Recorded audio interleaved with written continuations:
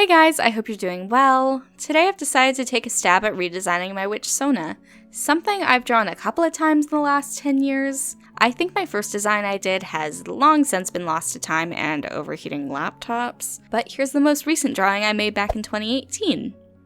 As you can see, my art and my style have improved a lot since then, so this will be a fun challenge.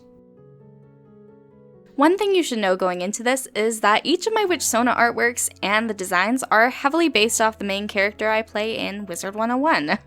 I've played that game since around 2009, and I still go back to it every once in a while when I want a nostalgia kick. I had little stories for each of my different characters on there as a child, so while this drawing is technically just myself as a witch, I wanted to pay a little tribute to my younger self that way and drop some lore. Healing my inner child, I guess? Right, that.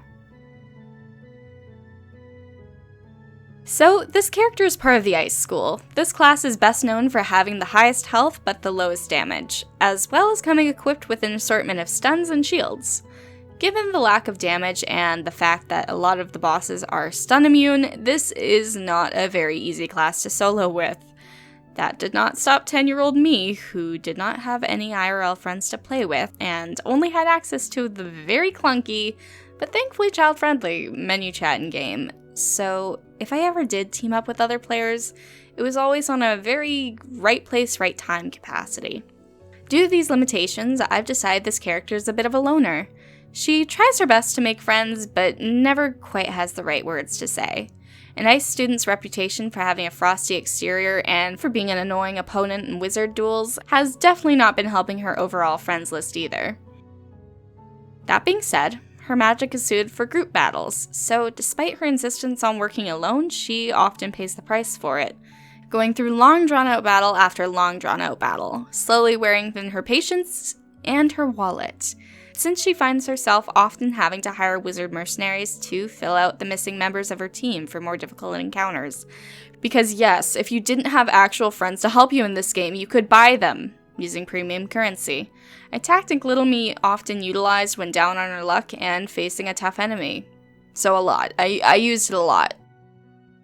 Not all hope is lost for our lone adventurer. She's been working on her social skills, i.e. I contacted Wiz tech support and got the parental lock off my account and can actually chat now. And our young thaumaturge is finding more fellow students to help her on their adventures. Some even offering her advice on bettering her spellbook and battle strategies, i.e. I watched some YouTube videos.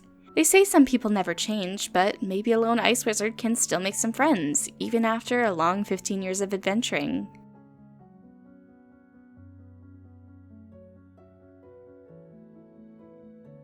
Okay, so her design, yes. For most of my time in this game, I kept the same outfit, a long dress-like robe with a sun on it, slim black boots, and my classic red and black staff. For my original design here, I opted to change a few things up. For starters, I kept her dress long and added a slit down the side. I've gotten older after all, I think I'm allowed to draw myself showing a little leg. Her color scheme is the same, light blue and black with touches of gray and gold. Since my secondary school in the game was always death, I like to incorporate the darker contrast in places. While I've reallocated my training points, I still retain a lot of the spells I used back in the day, so I think the theming still fits. The biggest change I made besides the overall shape of her dress being more aesthetic was that sun. It had to go. Instead, I switched out for a faint snowflake patterning all over her dress, the more important one landing on her chest to replace that very sun design. Along with the snowflakes, I rendered out the fabric with a fine dusting of glitter that catches the light along the entire outfit.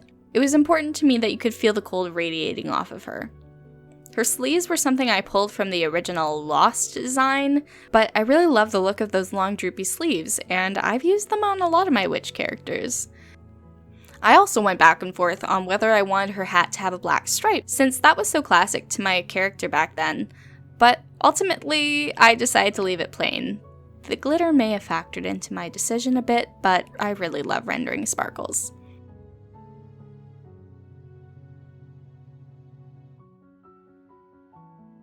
For anyone familiar with my webcomic Arcturus Rising, there's actually a couple of Wizard 101 references sprinkled in. In part 4 of Penny and the Broom Race, you can actually spot the spiral cup in the background of the trophy room. Character names like Penny herself are pulled from Penny Dreadful, a fave NPC of mine, while the manager of the Magic Bean Cafe is named Dahlia Hawthorne after Dahlia Falmea. I know a lot of these references in my comic are so tiny they're not even noticeable, but I love paying tribute to things I enjoyed growing up. While other kids had Harry Potter, this kind of was my Harry Potter. So yeah, I'm a bit of a dork about this thing most kids don't fully experience because of that stupid paywall. Is it the best thing in the world? Absolutely not, but Mini Mira used to use it as a backdrop to craft so many stories in her head, and personally, I like to honor that version of myself.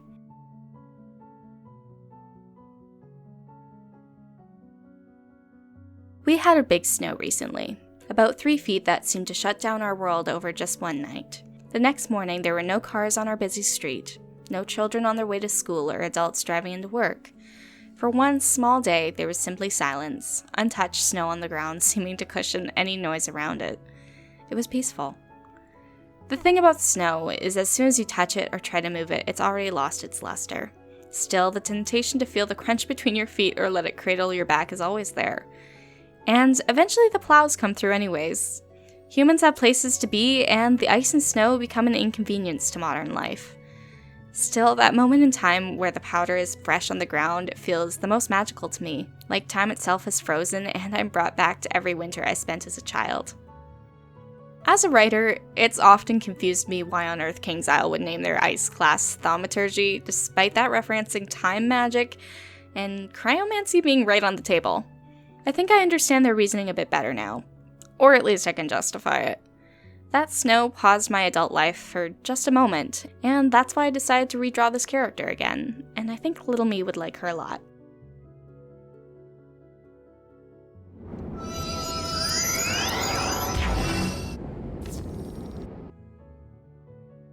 Thank you guys so much for watching. I tried something a little different with this video, and I know it's kinda niche, so I appreciate you sticking around for so long. I'd love it if you could like and subscribe since it helps me a ton, and if you have the desire to support me further, you can join my Patreon.